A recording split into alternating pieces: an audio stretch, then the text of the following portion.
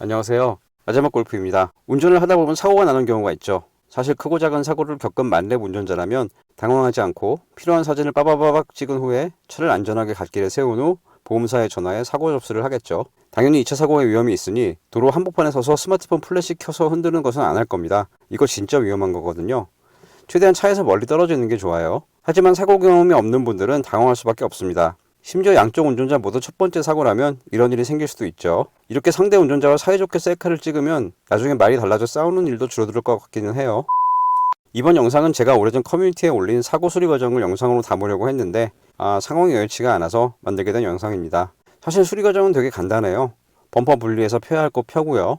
프라이머 다시 바르고 도색 다시 하고 클리어 도장 입히면 되는 거니까요. 물론 컬러를 맞추는 일이 생각보다 어렵습니다. 원래 있던 도장은 햇빛에 색이 바랐기 때문이죠. 어려운 용어 싹 빼고 해야 할 것들만 빠르게 알려드리겠습니다. 그럼 시작하겠습니다.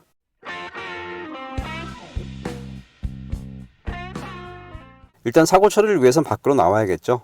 이때 스마트폰에 녹음기를 켜놓은 채로 나오면 좋습니다. 갤럭시 스마트폰의 경우 녹음기에 인터뷰 모드가 있어요.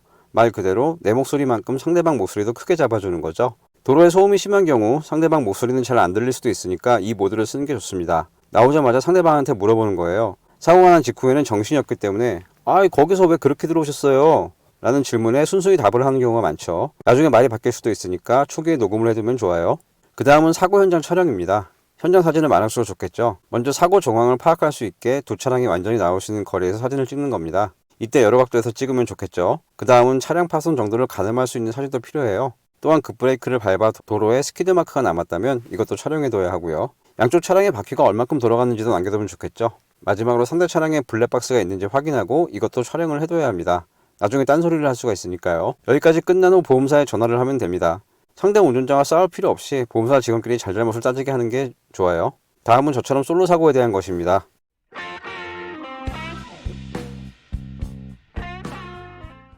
나이가 드니까 몸도 마음도 예전 같지 않아요?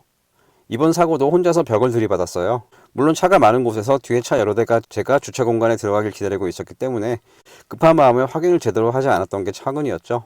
이거 혼자 만든 사고니까 사진 촬영은 필요 없어요. 다만 건물의 주인이 변상을 요구하면 이 비용도 변상을 해줘야 하니까 접촉한 부분에 사진이 필요하겠죠.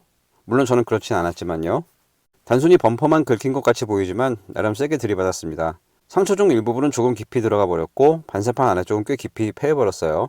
또 후방 감지 센서 커버에도 상처가 생겼고요. 후미등 어선 분리에도 상처가 났어요.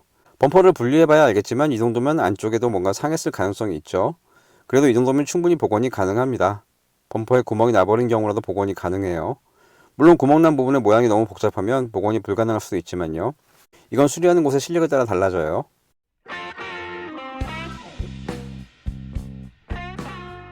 저는 보험의 자차, 즉 자기 차량 손해보상을 이용해서 수리를 할 거기 때문에 동네에서 가까운 카센터에 수리를 맡겼어요. 비용이 7, 80만원 정도 될 거라고 했어요. 사고가 나서 보험으로 수리하면 그 다음 해에 보험료가 올라갈 거라 생각하는 분들이 많은데 무조건 올라가지는 않아요. 물적 사고 할증 기준 금액이란 게 있습니다.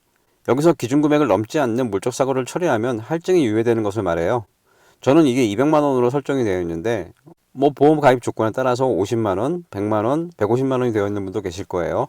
각각 설정된 금액 이하의 수리비라면 그 다음에 할증이 발생하지 않습니다. 물론 사고가 났는데 재수없게 몇 억짜리 슈퍼카여서 수리비가 4, 5천만원 좀 나오면 몇 년간 최고 액수를 내야 하고 보험사를 바꿀 수 없는 경우도 있긴 하지만요.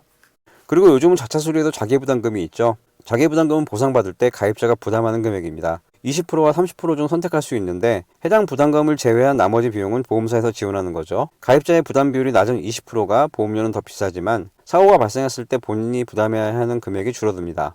가장 궁금하신 게 수리 금액에 따라 자기부담금이 얼마나 나오고 어느 금액까지 일반 수리를 하는 게 좋을지겠죠? 이렇게 계산하시면 됩니다. 만약 자기부담금이 20%일 때 물적사고 할증 기준이 50만원이라면 최소 5만원, 100만원이면 최소 10만원, 150만원이면 최소 15만원입니다. 만약 200만원이면 최소 20만원의 부담금을 지불해야 하는 거죠. 최고 금액은 50만원으로 모두 같아요. 만약 본인 부담금 20%, 할증 기준 금액 200만원으로 설정되어 있는 경우 수리비가 20만원이라면 4만원이 아니라 수리비 전액을 본인이 부담해야 합니다. 최소 부담금은 할증 기준액의 20%인 20만원이니까요. 이 경우는 일반 수리가 낫겠죠. 반대로 수리비가 300만원이라면 자기 부담금의 20%인 60만원을 지불해야 하지만 최고 부담액이 50만원이니까 50만원만 내면 돼요. 이 경우는 자차 보험을 이용하는 것이 좋습니다. 결론적으로 비용이 큰 수리는 보험, 작은 것은 일반 수리를 하는 편이 이익인데 정확한 금액은 각자의 가입 조건에 따라 다르니까 직접 계산해 보시는 편이 좋아요. 오늘은 운전 중 사고가 났을 때 어떻게 하는 것이 좋을지, 자차 수리를 받을 때는 어떻게 하는 것이 좋을지에 대해 말씀드렸습니다. 물론 꼭 알아야 할 것들만 말씀드렸는데 영상을 보시는 분들은 자신의 경험을 공유해 주시면 다른 분들에게도 많은 도움이 될 것 같아요. 오늘의 영상은 여기까지입니다. 앞으로 더 유익한 내용으로 돌아오겠습니다. 지금까지 알자매 골프였습니다. 감사합니다.